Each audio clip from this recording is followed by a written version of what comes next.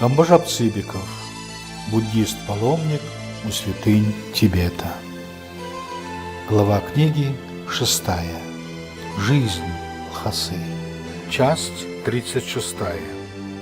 Воспользовавшись близостью монастыря Джармалуна, находящегося почти против Гадона, на другой стороне Додлунской долины, я решил сходить туда и в сопровождении своего слуги Халхасса отправился в дорогу.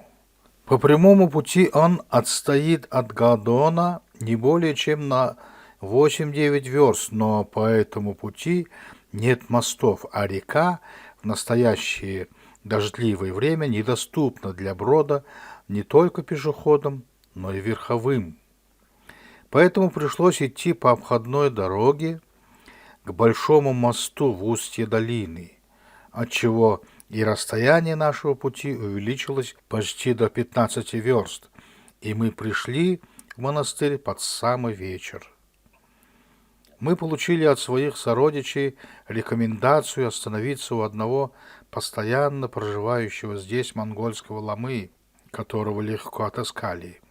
Он занимал довольно сносную по местным понятиям квартиру, состоящую из 3 комнат с отдельной кухней, принял нас без видимого радушия, как бы исполняя только свой долг перед сородичами, и отвел нам отдельную комнату, предоставив, кроме того, пользоваться кухней и топливом. По родному обычаю угостил нас тотчас чаем, предоставив дальнейшие заботы о пище нам самим, что было, конечно, для нас очень удобно.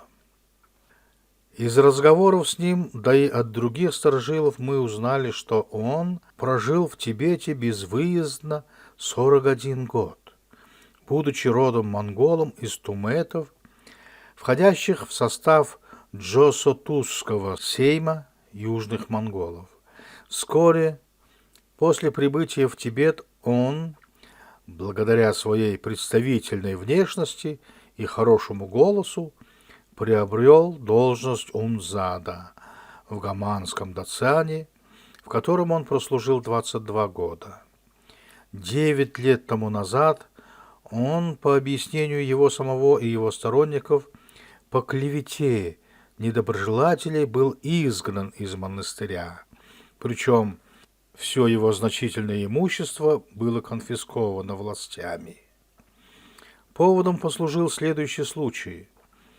Однажды после празднества в монастыре, на которое допускаются женщины, рано утром в его квартире застали мать одного из учеников, а следовательно его знакомую.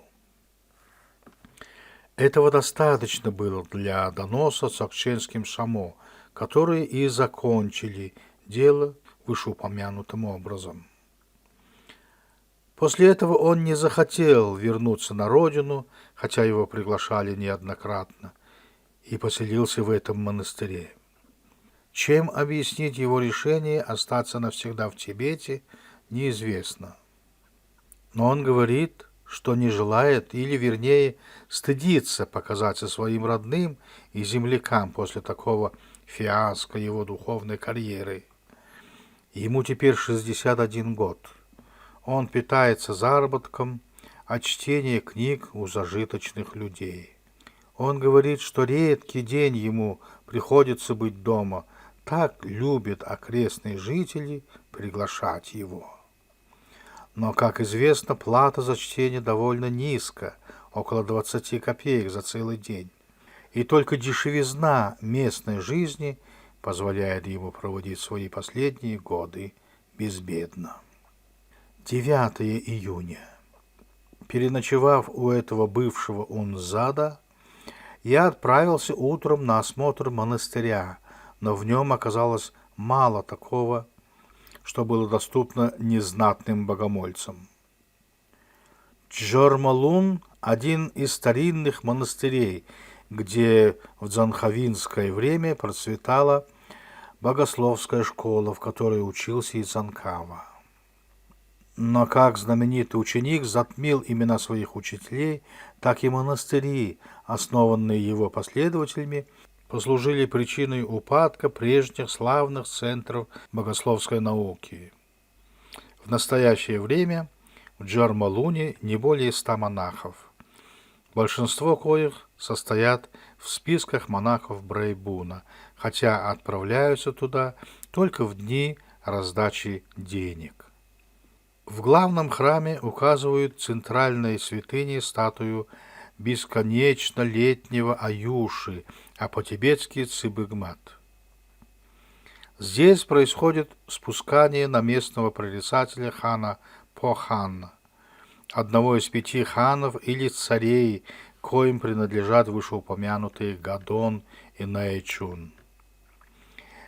Рядом с этим храмом, выкрашенным в коричневый цвет, стоит белый дом-дворец хозяина этого монастыря, перерожденца Ария, который живет и числится в списках гаманского дацана Брейбуна. В настоящее время перерожденец в отсутствии. Он приглашен в Западную Монголию. Домов в монастыре очень мало, круговая дорога всего монастыря не более 400 сажен.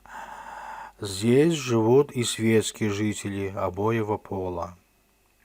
Считая бесцельным дальнейшее пребывание, мы тотчас же направились к монастырю Сан-Пу, расположенному по другую сторону реки Уйчу, но по дороге узнали, что переправа через нее невозможна, почему пришлось повернуть к Лхасе, куда и прибыли в 5 часов вечера. По дороге зашли в одну тибетскую кухмистерскую, где попросили по чашке супу. Но поданное блюдо было до того гадко, что я не мог ничего съесть. Только неизбалованный и не брезгующий мой путник уничтожил не без аппетита обе порции. Я же принужден был купить топливо и в саду одного поместья с разрешения его караульного приготовил чай, который выпил с большим удовольствием у быстрой речки, в которую превратилась от нынешних дождей оросительная канава. 14 июня мне сообщили, что на 3-м этаже храма Большого Джу происходит какая-то церемония. Я тотчас отправился туда, но застал только конец ее.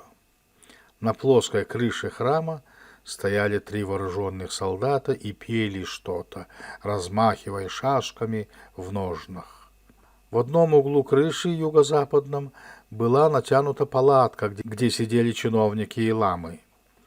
Перед палаткой стояли 3 женщины в дорогих нарядах с куполообразными шапками на голове, сделанными из ниток, унизанных как будто жемчугом.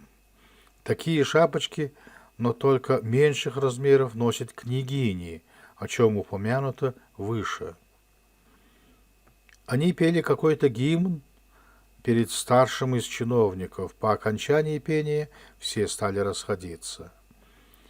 Расспрашивая затем о бывшей церемонии у местных жителей, я узнал только, что этот 11-й день 5-й луны происходит особое чествование покровительницы города Белхамо, о которой я упоминал раньше. 15 июня. Рано утром я отправился в поместье прорицательницы Чойджона Дамджен Дорджи Дагдань, который принадлежит к средним хранителям и изображается едущим на буром козле.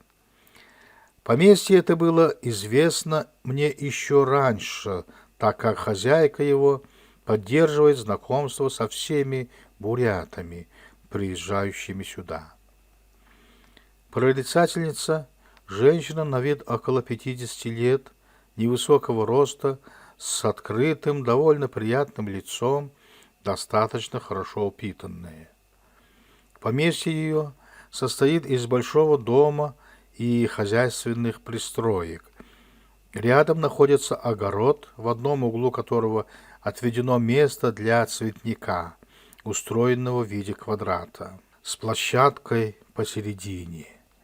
Немного далее Был довольно большой сад, правда, с однообразными деревьями. Двор и дом содержатся в примерной чистоте. Во внутреннем дворе были отгорожены 3 молодых деревца, среди которых хозяйка не без гордости указывала на древовидный можжевельник, хвоя которого, как известно, идет на воскурение перед богами, в особенности перед чоэджонами. Она не скрывала своего мнения, что это дерево принялось здесь не без покровительства спускаемых ею чоэджонов, так как можжевельников в садах около Лхасы почти нет.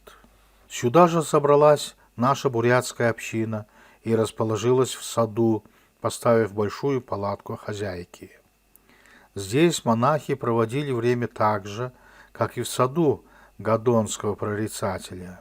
Они намеревались провести здесь 3 суток и сделали складчину на провизию из 5 монет, то есть по 1 нашему рублю.